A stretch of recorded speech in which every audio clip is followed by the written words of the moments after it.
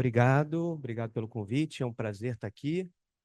Hoje eu vou falar um pouquinho sobre transplante de medula óssea e vou falar de maneira mais genérica inicialmente, depois me aprofundar no tema especificamente em mieloma, tá? Eu tenho dificuldade de aprofundar ou de superficializar o assunto, então vou falar o que eu acho que eu devo, no contexto todo, tentei dar um panorama geral da jornada do paciente nesse tratamento. Meus conflitos de interesse não tem nada relacionado a essa aula. Então, um pouquinho da diferença de transplante autólogo e halogênico. Então, transplante autólogo nada mais é do que uma quimioterapia em alta dose com resgate de células-tronco. Muita gente questiona o nome transplante de medula óssea, porque nada mais é do que isso. A única maneira de você submeter o paciente a uma quimioterapia de alta dose é você fazendo a coleta da célula-tronco, criopreservando e dando para ele em seguida, senão esse paciente ia acabar invariavelmente ficando com uma aplasia prolongada. Então, é uma estratégia que envolve essa quimioterapia com o resgate dessas células-tronco. O transplante halogênico também envolve essa quimioterapia em altas doses e a expectativa dessa quimioterapia em altas doses é matar as células tumorais. Só que o transplante halogênico também é um tratamento celular. Essa nova medula óssea que você recebe de um doador, ela tem um sistema imune que pode ser capaz de identificar as células tumorais e tem um efeito imunológico desse linfócito. Então, a gente chama isso de doença, efeito enxerto versus doença, em inglês GVL, mas todo esse efeito desse linfócito do doador pode acarretar na principal complicação, que é a doença do enxerto contra hospedeiro, que é a famosa DEC, ou GVHD. Como no transplante autólogo nós usamos a medula óssea do próprio paciente, todo esse processo aqui, todo o efeito imunológico, todos os malefícios do transplante com o efeito do enxerto contra o hospedeiro se perdem porque a gente está usando a própria célula do paciente. As fases do transplante, que são comuns a todos, seja a fonte de célula, seja a doença. Então, a primeira fase envolve uma mobilização e coleta das células-tronco. Então, o paciente que tem indicação de fazer o transplante autólogo especificamente, ele vai ser submetido à infusão de filgrastim, granuloquine, né, o fator estimulador de colônia de granulócito, e no quinto dia, ele é submetido à contagem de células CD34, e se tiver um alvo específico, que a gente considera de 10 células, vezes 10 a sexta por quilo, a gente funciona esse paciente entra numa máquina de aférese e vai coletar essas células. E a gente tem um alvo, né? A gente considera que a coleta foi terminada quando a gente coleta entre 2 a 3 células, vezes 10 a sexta por quilo, células CD34. Por quê? Porque essa quantidade é capaz de repovoar a medula óssea e fazer com que o paciente recupere em cerca de 10 a 15 dias. A segunda etapa, depois de coletar as células, especificamente no transplante autólogo, o paciente vai ser submetido a uma etapa de condicionamento, que nada mais é do que a quimioterapia de alta dose, que é a principal etapa do tratamento do transplante autólogo, que é uma quimioterapia muito intensa para que tenha ganho, tenha benefício na doença. O terceiro momento é a infusão das células-tronco, previamente criopreservadas, ou podem ser a fresco também. A gente está fazendo agora, no momento, um transplante com células que não foram criopreservadas, que estavam a fresco. E, em seguida, todo esse processo gera a aplasia da medula, por isso que o paciente fica internado esse período todo.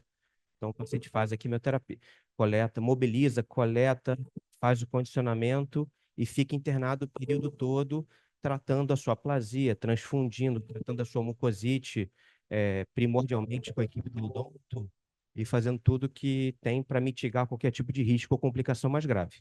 E lá, quando a medula óssea pega, a gente chama de pega da medula, e geralmente, quando a medula óssea pega, tudo melhora, e aí o paciente está muito próximo de receber alta. Então, a gente tem três maneiras de coletar células-tronco, quer dizer, duas maneiras, né? A gente tem maneira por aférese, que é com uma máquina, e a gente tem diretamente da medula. Então, aqui são só três exemplos de máquina. Essa daqui é a Kobe antiga, que eu usava na minha residência. Essa aqui é o que a gente usou inicialmente aqui no Hemorrio, que é a Haemonetics, que não é tão eficaz assim, mas a gente consegue fazer. E hoje em dia o que a gente usa, tá? Eu fico feliz porque hoje em dia a gente está equiparado com a medicina privada. A medicina privada usa essa mesma máquina para fazer seus transplantes autólogos. Então, essa aqui é a máquina mais nova, tem uma eficácia muito maior. Então, a gente, mesmo no hemorrio, pacientes politratados, a gente consegue fechar a coleta de células-tronco em dia único, o que é muito bom, menos toxicidade, menos tempo de internação, é, enfim, economia de insumos e tudo mais. Então, o paciente é submetido à mobilização, recebe o granuloquine, o filgrastim. No quinto dia, ele faz a contagem e, se tiver tudo ok, ele entra, a gente funciona um acesso de diálise na veia femoral e o paciente é submetido à coleta das células, especificamente no hemorrio, com a cobiópsia expecta. A segunda modalidade de coletar essas células-tronco, que hoje em dia está em declínio, é a coleta de células-tronco diretamente da medula óssea. Se alguém estava com dúvida de que é assim mesmo, tá? São dois hematologistas no centro cirúrgico, com múltiplas punções nas cristas ilíacas e coleta de sangue da medula óssea diretamente com uma seringa, e a gente bota isso no reservatório e vai acumulando, e a gente coleta ml por quilo do doador, né? Eu nunca fiz coleta de medula óssea para paciente que vai fazer transplante autólogo, mas é possível. E já fiz muito para paciente de transplante alogênico, tá? Mas como hoje em dia as tecnologias mudaram muito, a gente tem muita plataforma com melhor imunossupressão para mitigar o efeito GVHD, DEC, né? Então a gente usa muito menos a coleta da medula óssea, a gente prefere coletar de sangue periférico, mobilizado, do doador. Então é um paciente, um doador familiar ou não, de qualquer lugar do mundo, que vai receber granuloquine do mesmo jeito, vai ser puncionado e vão coletar as células-tronco dele pela veia periférica. Essa daqui, essa coleta direta da medula, pode ser sob anestesia geral ou raquianestesia, mas é realmente complexo, tá? Se vocês estão cadastrados no Redome, pode ser que a coleta da fonte de células, isso é definição do médico transplantador, pode ser que a estratégia de transplante que ele use queira coletar com fonte de células a medula. Então, esse é um procedimento que o doador voluntário vai ter que se submeter, tá? Então, vocês vão ser chamados para uma consulta, vão ser explicados o risco e tudo mais, e se vocês estiverem de acordo, esse é o procedimento. Então, o condicionamento, quimioterapias em altas doses. Então, em transplante autólogo, basicamente, a quimioterapia em alta dose. A gente tem vários condicionamentos possíveis. São condicionamentos mielablativos, que se a gente não tivesse esse resgate de células-tronco, o paciente não ia recuperar. Mas no transplante halogênico, a gente tem outros mecanismos de ação. A gente pode lançar a mão da radiação corporal total, TBI, especialmente para doenças linfóides, a gente usa isso. A gente pode usar para aplasia de medula, por exemplo, timoglobulina. Então, tem outras estratégias além da quimioterapia e da radioterapia. E aí o objetivo sempre é eliminar células malignas residuais e lembrar que ela é diferente para cada tipo de doença. Então, para linfomas, de uma maneira geral, a gente usa o condicionamento chamado BIM. Para mieloma é o MEL 200. Para linfomas não Hodgkin, até pouco tempo atrás era o BUSAI-VP. Para LMA, BUMEL, enfim, são siglas que envolvem associações de remédios para fazerem o condicionamento no paciente. E aí, tem intensidade variável. Hoje em dia a gente tem, em autólogo não é sempre a mesma coisa, mas em halogênico a gente pode fazer o condicionamento RIC, que é um termo em inglês para ser condicionamento de intensidade reduzida. Entenderam? Eu uso dose menor de quimioterapia, justamente para que eu possa submeter pacientes mais velhos ao procedimento. Então, no Brasil, a gente pode fazer transplante até 75 anos, tá? Hoje em dia, essa idade está reduzindo. Acabou de ter um congresso internacional de mieloma que eles estão reduzindo mais ainda a idade, que transplante autólogo só até 65, mas no Brasil a gente pode fazer pela legislação até 75, mas a intensidade variável, até transplante halogênico. Então, eu já fiz transplante halogênico em paciente de 70 anos. É só você ter mais cuidado, sabe que tem mais morbidade, mas é possível e potencialmente curativo. A infusão fica a cargo da enfermagem, então a gente avisa o setor de criopreservação que a gente vai fazer a infusão tal dia. A enfermagem se mobiliza e combina tudo, e o paciente recebe essas células. Em geral, elas são previamente descongeladas no setor de criopreservação e chegam no TMO, no setor mesmo, à beira-leito, para serem aquecidas, chegarem na temperatura mais habitual. E para os produtos que foram criopreservados, como a gente usa DMSO, que é uma substância que usa para garantir a viabilidade das células, a gente tem que fazer várias medicações pré-infusão, corticóide, novalgina, antihistamínico e por aí vai. Para essa paciente especificamente que a gente está fazendo no momento, como o produto não é criopreservado, é a fresco, a gente vai fazer apenas com novalgina para dizer que fez alguma coisa. Tá? E aí tem as reações adversas da infusão, tem que ficar bem monitorizado. O paciente fica monitorizado durante a infusão, mas em geral é muito bem tolerado. Tá? E a infusão é uma simples transfusão de várias bolsinhas dessa aqui. Tá? Isso aqui é o produto que foi coletado. Então a enfermagem toda paramentada vai instalando num acesso profundo, ou numa PIC, por exemplo, e vai correndo até terminar todo o produto que a gente quer infundir. Tá? É uma infusão. Não tem nada. Paciente me pergunta muito isso, que acham que envolve cirurgia, não tem nada relacionado a cirurgias. O período da aplasia é o período que deixa o paciente mais sujeito a infecções. Então, o paciente fica anêmico, precisa de concentrado de hemácia.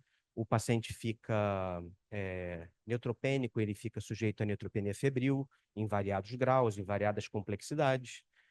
O paciente fica trombocitopênico e precisa de plaqueta, né? Então, a gente usa critérios, né? Limites para transfundir profilaticamente. E uma outra complicação que é muito comum, que é a mucosite. Aqui no Hemorrio, como a gente tem uma equipe de odonto muito atuante, que vai todos os dias, eu não tenho isso nem no privado eu tenho dificuldade. Então, a incidência de mucosite oral significativa é bem pequena, tá? E a gente tem maneiras de mitigar isso com analgésicos, com enxaguantes bucais específicos, tá? Mas é o que pode ter, e a mucosite é da boca até o ânus. Então, do mesmo jeito que o paciente pode ter dificuldade para se alimentar, dor oral, ele pode ter muita diarreia. E eu já vi de 2 episódios a não ter diarreia a 22 episódios.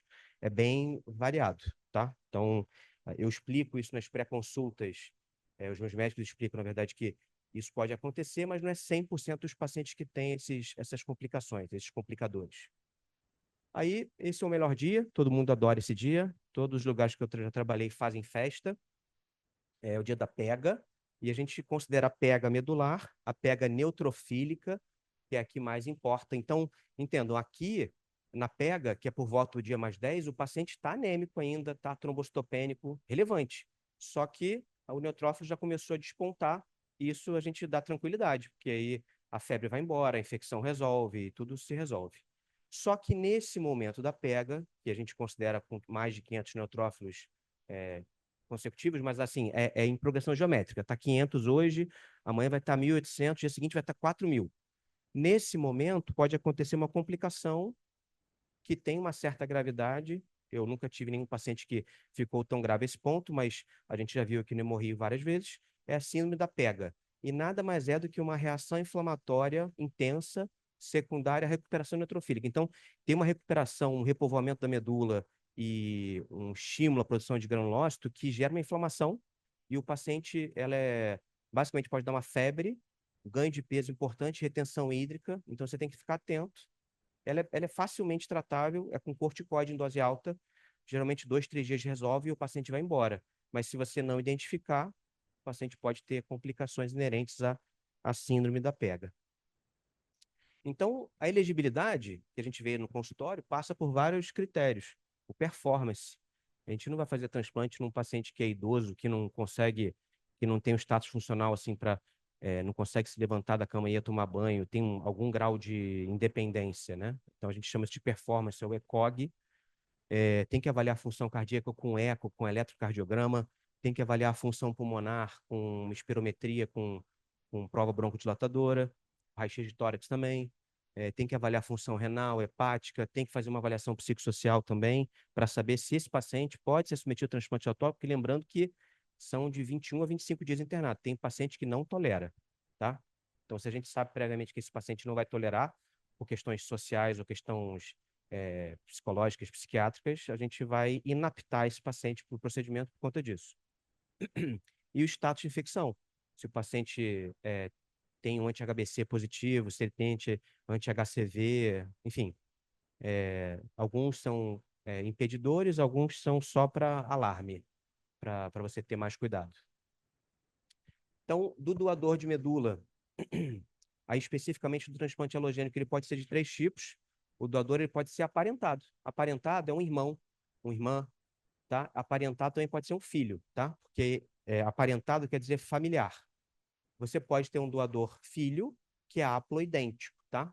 Mas em divisão, para ficar didático, o doador pode ser aparentado, que é um familiar, pode ser totalmente compatível, full match, pode ter mismatch em 2 locos, ele pode ser não aparentado, que é um doador, pode ser nacional, internacional, que foi encontrado, e hoje em dia uma nova modalidade que é o transplante haploidêntico, que é um doador aparentado, familiar, só que ele compartilha 50% ou mais do HLA, tá? E a compatibilidade é definidora. E quem vê isso para o transplante halogênico é o Redome. Seja no privado, seja no público, quem define tudo isso é um órgão ligado ao SUS. Então, as indicações, tá? De transplante autólogo, em primeira linha, mieloma. Todo paciente que tem mieloma, tem menos de 70 anos, com bom performance, deve ser consolidado com transplante autólogo. É a melhor prática, é o que os estudos falam mais hoje em dia de melhor prática. Todos os pacientes com linfoma da zona do manto também, tá? Linfoma da zona do manto que você induz a remissão com quimioterapia deve ser consolidado.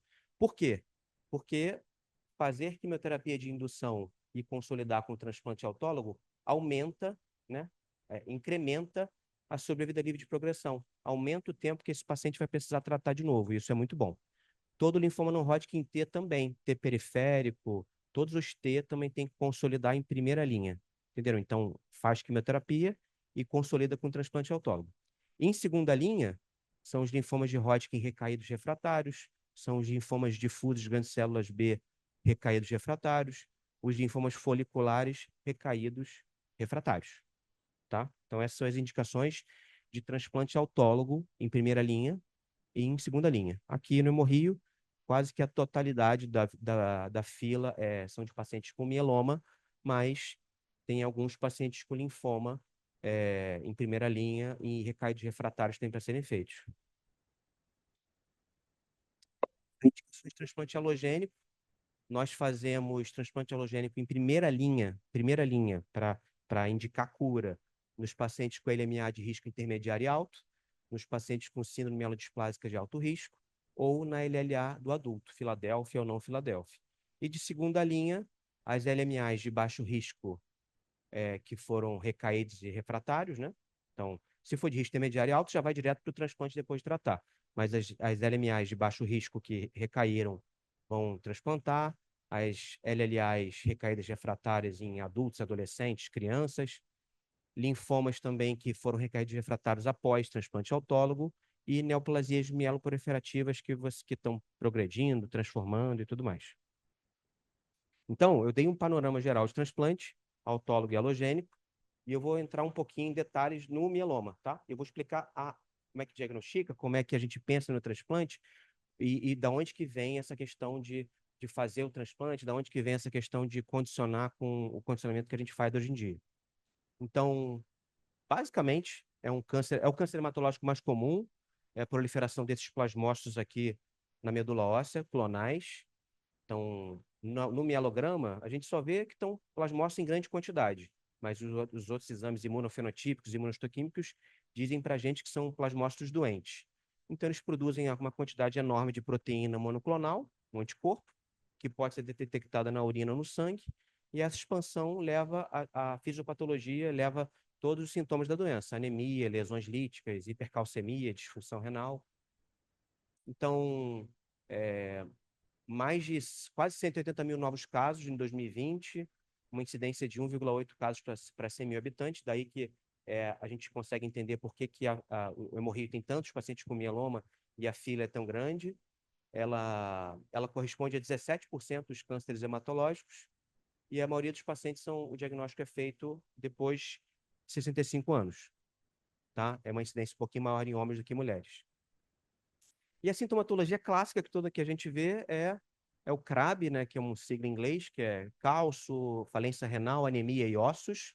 Então, a dor óssea, 58% dos casos tem, pode gerar fraturas espontâneas. A fadiga e anemia é disparado. Então, na minha prática, é isso. Paciente que tem anemia que eu não descubro a causa, eu investigo para mieloma e muitas vezes eu me surpreendo com um diagnóstico novo. Infecções recorrentes, porque esse paciente não tem imunoglobulina para combater as infecções, então ele tem infecções recorrentes. Hipercalcemia, 28% dos pacientes. Perda de peso também.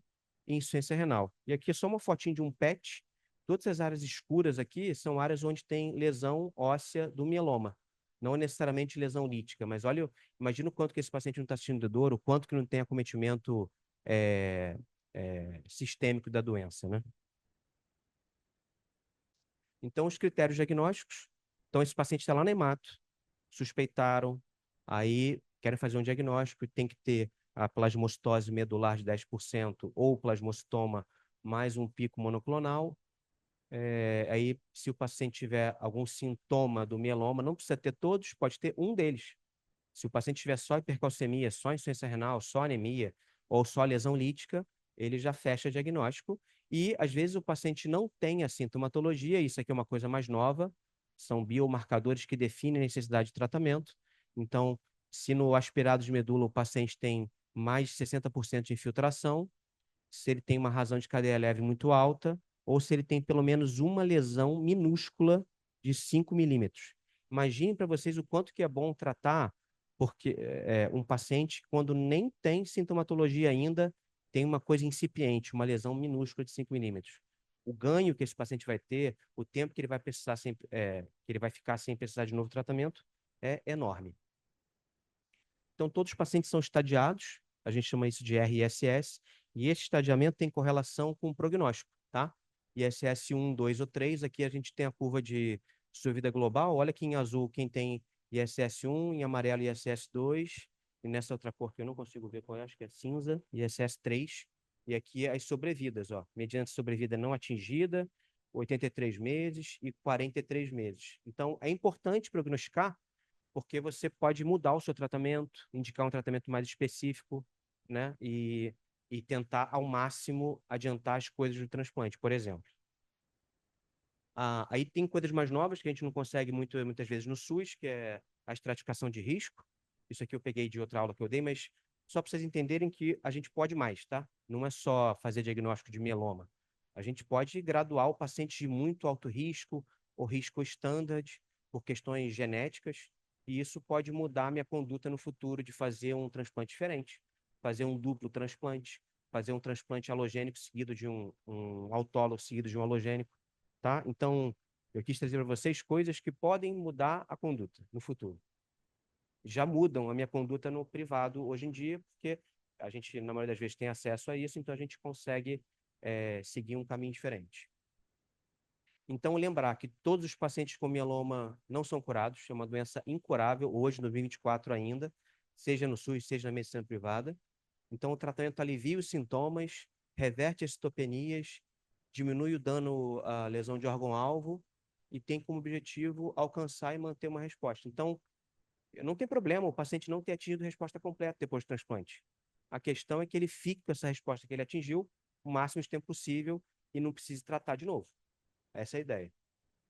Então, a gente tem outras considerações, idade, performance, né, como eu já tinha falado.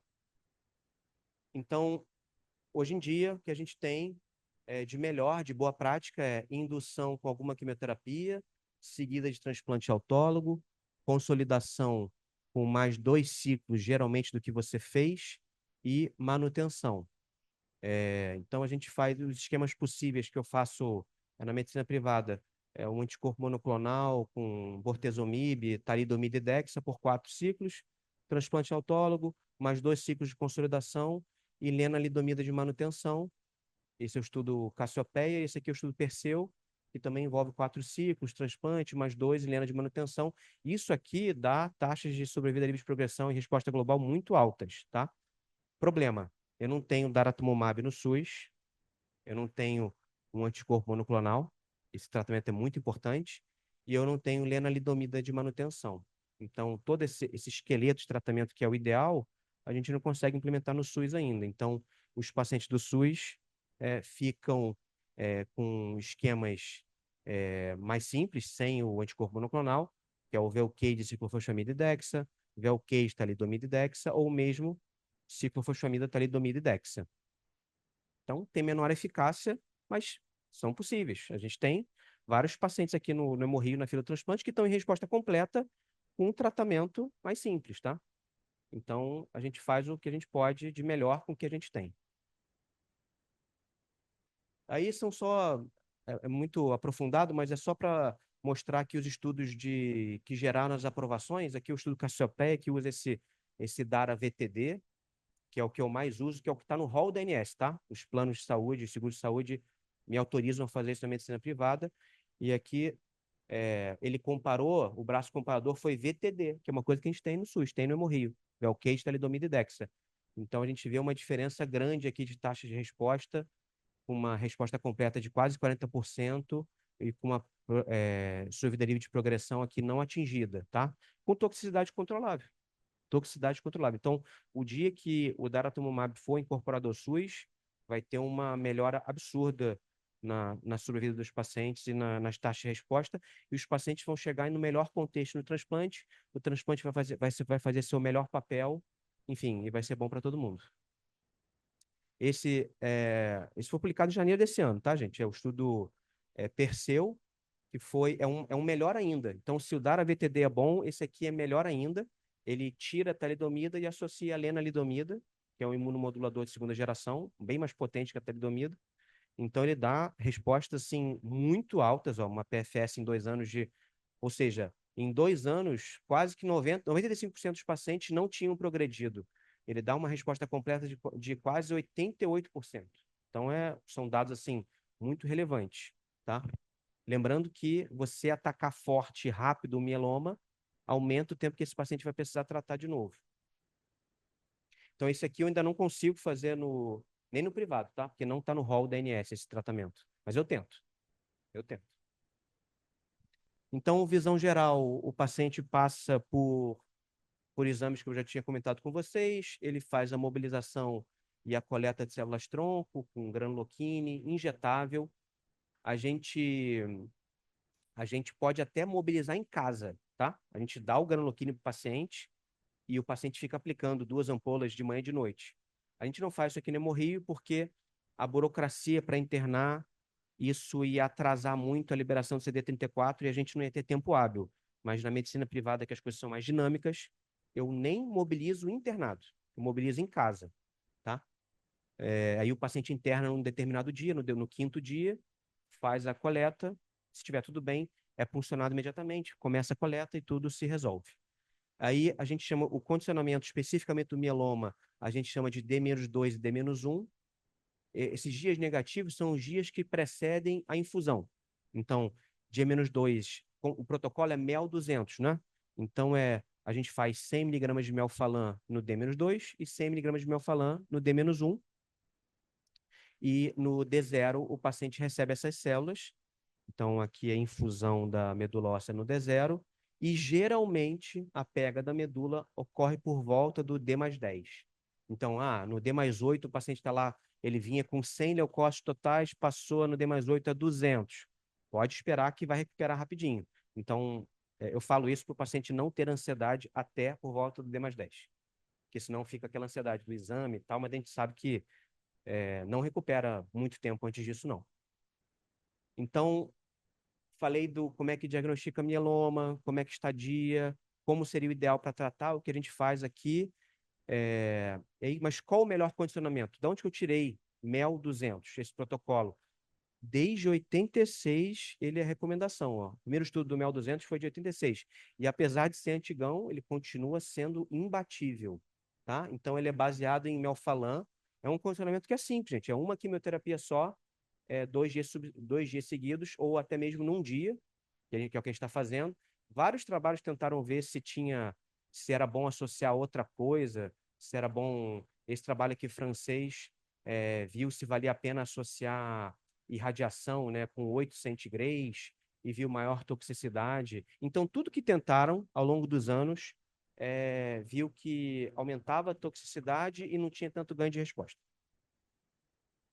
Esse outro trabalho aí, a gente usa bortezomib, não usa Velcade para mieloma. Então, esse trabalho quis mostrar assim, será que se a gente adicionar o bortezomib no melphalan, melhora? E eram só apenas 2 doses, também não viu tanta diferença assim de resposta, não valia, a verdade é que não valia a pena, não teve, nessa análise de subgrupos aqui, não teve diferença nenhuma de subgrupo aqui especificamente. Aqui deu para fazer bortezomib porque não tinha nenhum paciente no outro lado, mas basicamente não teve diferença, então a gente não faz nada que não vai agregar diferença no desfecho, vai aumentar o custo e não vai ter benefício. Opa! Aqui de um outro detalhe, que é o transplante tandem, que é o duplo transplante, seja autólogo-autólogo, autólogo-halogênico. Então, até a recomendação do Comitê Internacional de Mieloma é assim para casos muito selecionados, só para quem tem uma citogenética de muito alto risco, deleção do 17p, porque imagina, se o paciente tem toxicidade no transplante autólogo, imagina emendar num outro, tá? A gente fez isso recentemente aqui no Hemorrio também, num paciente, porque ele tinha um alto risco clínico, era um paciente primariamente refratário, e a gente deu a sorte de fazer uma coleta dupla. Não era o alvo, mas quando a gente viu a contagem do produto, dava para fazer 2 transplantes e a gente fez isso, tá? Mas aqui a gente vê que não tem ganho de PFS, sobrevida de progressão, e também não tem muito ganho de sobrevida global, mas como eu não tinha nenhum dado para esse paciente e, né, o destino me deu mais célula-tronco para trabalhar para fazer um segundo transplante, eu achei que era um paciente que deveria e ele topou e deu tudo certo. Então, o transplante halogênico, que é aquele de outra pessoa, né, de um doador, seja familiar ou não, ele não é rotineiramente indicado, é proposto só para paciente. Imagina um mieloma muito jovem, que tem uma citogenética de muito alto risco, pode ser interessante. Então, os guidelines mais novos aqui, internacionais, falam para pacientes muito específicos com translocação do cromossomo 4 com 14 ou a deleção do braço curto do cromossomo 17, tá? Mas é muito restrito. Eu nunca fiz um halogênico em mieloma. Então, as considerações finais envolvem a doença, envolvem o paciente, envolvem coisas não relacionadas ao tumor, como ISS e tudo mais, mas o que é o mais importante é a resposta à terapia inicial, a profundidade de resposta e a duração. Então, se a gente conseguir botar para os nossos pacientes tratamentos melhores para eles chegarem no transplante com menos carga de doença, vai ser muito benéfico para o sistema como um todo, né? O paciente vai demorar mais a recair, ele vai usar menos insumo, a vida vai melhorar, a qualidade de vida, então vai ser bom para todo mundo. E aí, como considerações finais, o transplante autólogo em mieloma ainda é o standard of care no tratamento do paciente portador de mieloma, após quimioterapia de indução, seguido de consolidação, que a gente não tem isso aqui, e seguido de manutenção.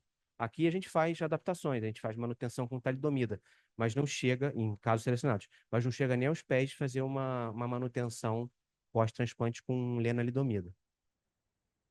Então tem que definir de maneira bem criteriosa a elegibilidade dos pacientes.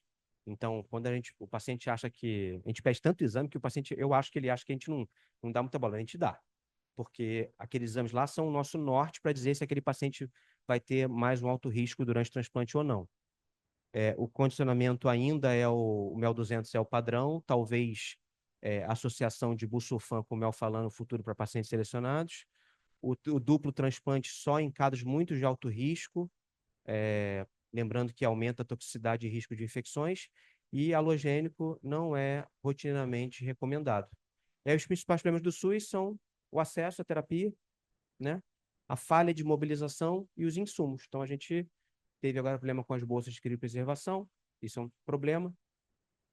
A falha de mobilização, a gente só tem o granuloquine, a gente tem uma medicação que chama plerixafor, que é uma medicação imbatível. Se o paciente não atinge células para entrar na máquina de aférese, a gente faz essa medicação na noite anterior e não tem um paciente que não feche em coleta única, pode ser multitratado. Então, esse remédio a gente não tem muito abertamente no SUS, tá? Então, se a gente melhorar esses gargalos aqui de acesso, dessas falhas de mobilização dos insumos, a gente anda mais rápido, os pacientes recaem menos na fila e tudo melhora. Era isso. Obrigado.